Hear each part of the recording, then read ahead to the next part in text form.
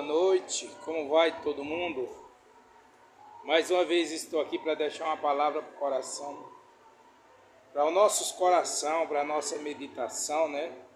Mateus, capítulo de número 15, Mateus, capítulo de número 15, a partir do versículo 21, conta a história de uma mulher cananeia, né? Que ela, estando a mesma sofrendo, atribulada, ela vai ao encontro de Jesus, ou seja, ela vai procurar o socorro aos pés de Jesus. Ela vai se humilhar aos pés de Jesus e ela vai ser testada e aprovada pelo Mestre Jesus, pelo nosso Salvador.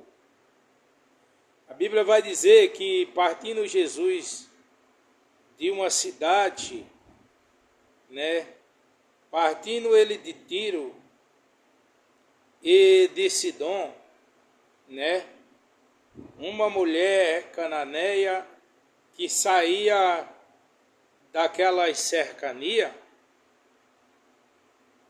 né,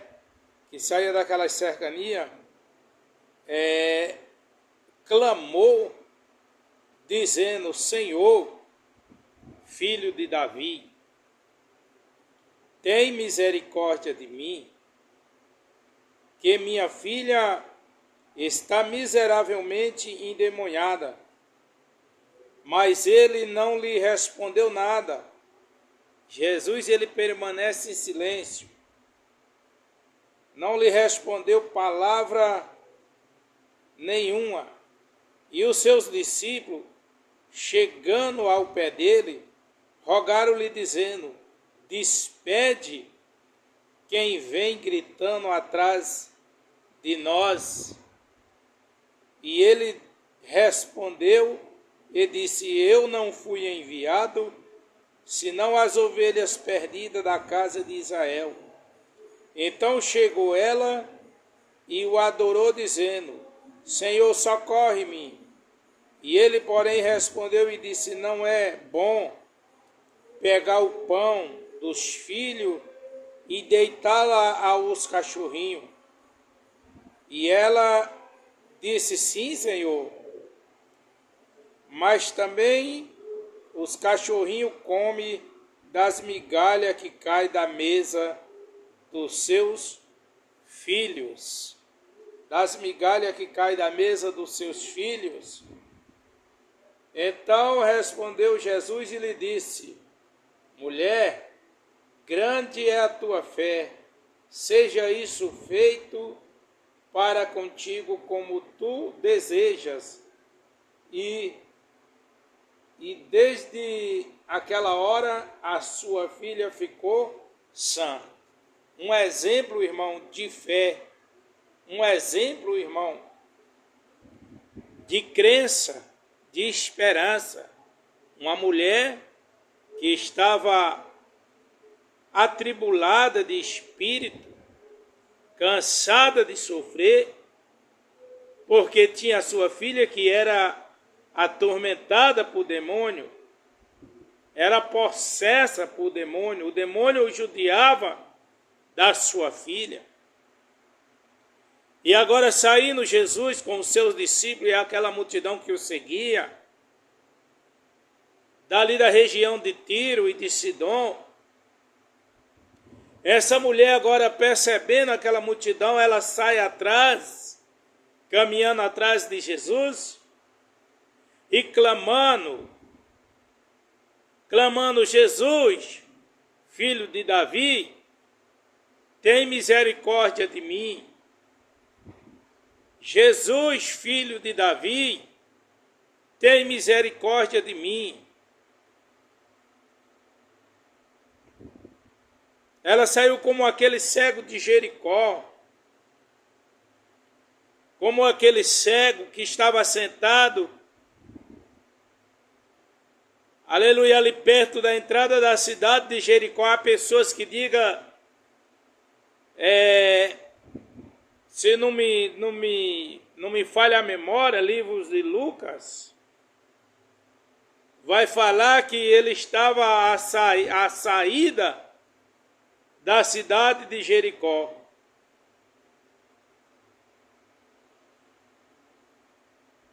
E Marcos, se eu não me engano, Marcos ou Mateus vai dizer que ele estava perto da entrada da cidade de Jericó.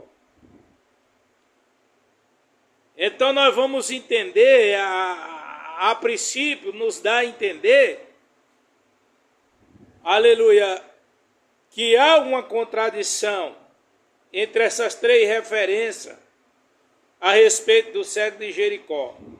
Em Lucas ele era apenas um cego, sentado à beira do caminho. Aleluia. Em Marcos ele tinha nome. E em Mateus ele tinha nome e tinha pai. E nós vamos observar que a Jericó antiga, quando Josué a possui, Josué e Caleb e os demais que entraram com ele, essa cidade ela vai ser o quê? Destruída. Né? O Senhor vai dar ordem a Josué para rodear a cidade por 7 dias, e em cada dia que rodeasse, tocasse a trombeta. E ao 7º dia eles dessem 7 voltas, eles iam dobrar. Aleluia, a responsabilidade. E ao final eles iam tocar, ia gritar, e as muralhas viriam o chão. Então a Jericó antiga foi destruída. Passa-se os anos, e agora vão construir outra cidade em Jericó. E agora nos dá a entender que provavelmente a construção dessa cidade pode ser. A geografia não nos dá uma base 100% afirmativa, mas pode ser que construir uma Jericó nova próxima da antiga Jericó que foi destruída, porque ali havia ruínas. Então esse cego ele está entre meio, uma Jericó que foi destruída e outra Jericó que foi edificada.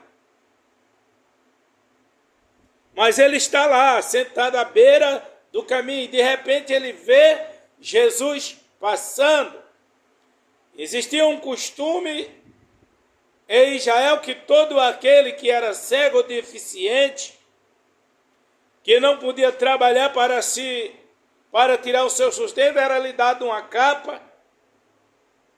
E essa capa ela era escrita: pobre miserável que eu sou, ou seja, um homem que sobrevivo de esmola, de migalha.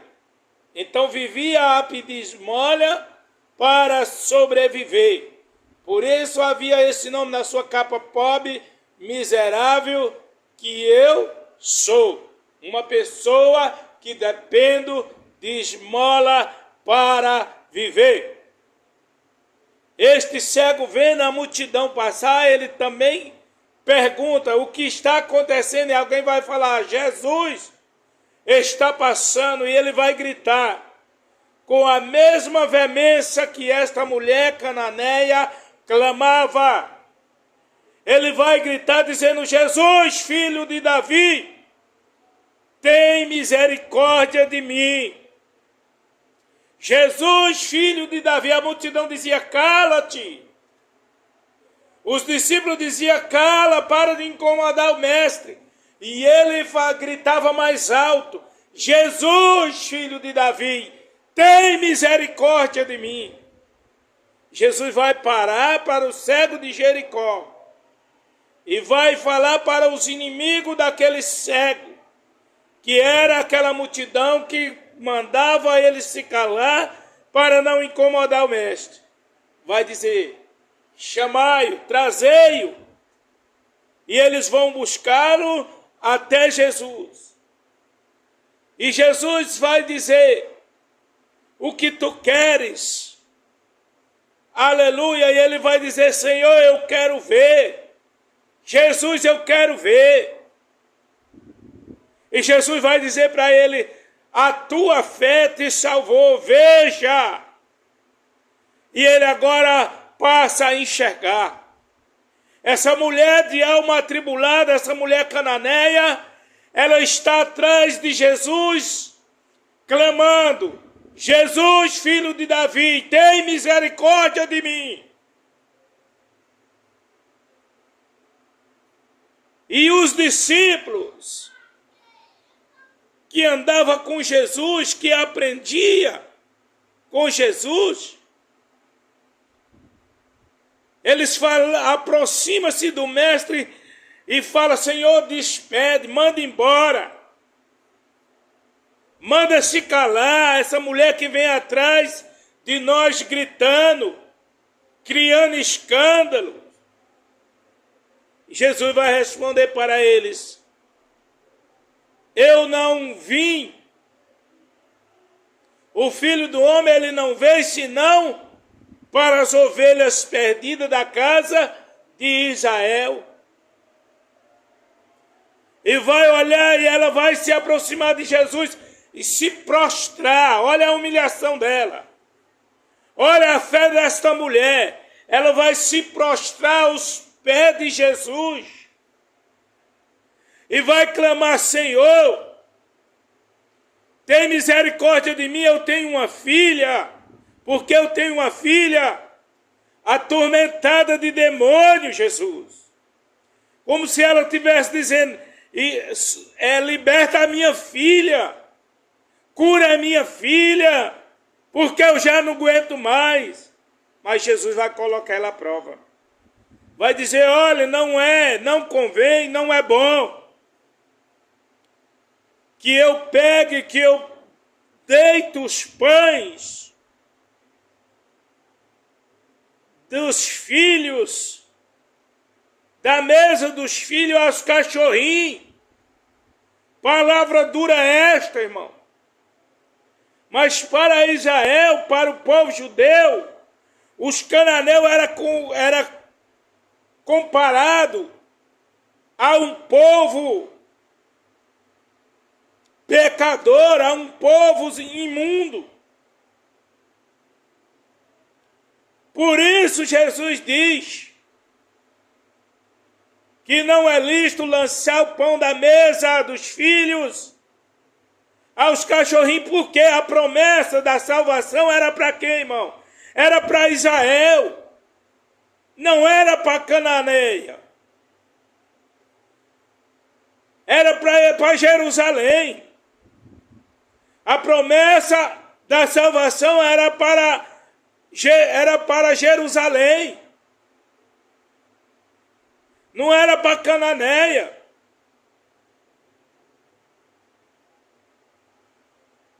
Aquela mulher, ela cheia de fé, ela cheia de esperança, no meio daquela tribulação, no auge do desespero, a aflição da sua alma, ela fala, é verdade, Senhor, eu sei disso, mas eu também sei que os cachorrinhos, eles se alimentam das migalhas que caem da mesa dos teus filhos. E Jesus olha para aquela mulher e fala, tamanha fé, mulher, tu tens no teu coração, vai em paz, e seja feito conforme a tua fé, conforme o teu desejo. E desde aquele momento a filha daquela mulher ficou liberta, ficou curada, ficou sã, livre do tormento daquele demônio que a atormentava. Vale a pena, meus irmãos, se humilhar nos pés de Jesus, daquele que tudo pode para com as nossas vidas. Talvez você está passando por momentos semelhantes. Talvez você está passando por um momento que você não sabe mais o que fazer. Você olha à sua volta e você diz: eu já fiz tudo o que podia fazer e nada aconteceu, eu não sei mais a quem recorrer, eu não sei mais aonde buscar socorro. Entenda, se humilha para Jesus. Por mais difícil que esteja a situação, se humilha nos pés de Jesus. Clama pela misericórdia dele, pois ele é fiel e poderoso para te salvar, para te ajudar. Por pior que seja a circunstância, Deus é fiel para estender as mãos em teu favor. Deus é fiel.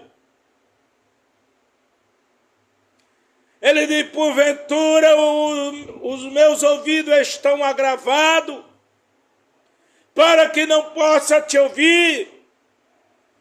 Porventura a minha mão está encolhida, para que não possa te abençoar.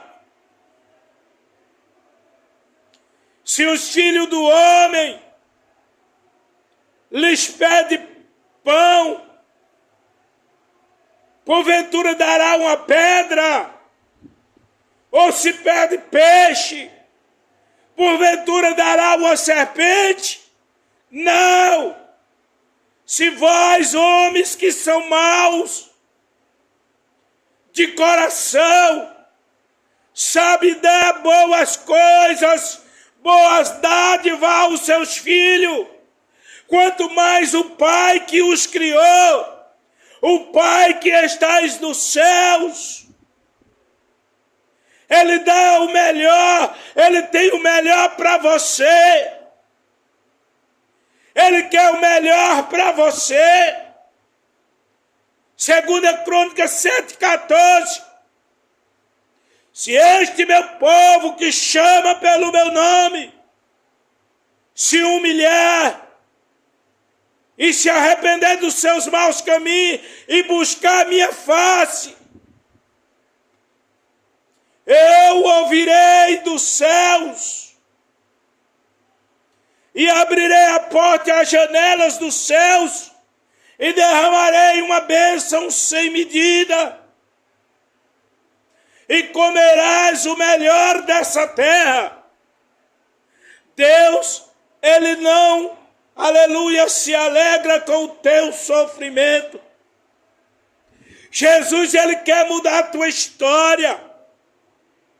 Jesus, Ele quer, aleluia, trazer honra dupla para a tua vida.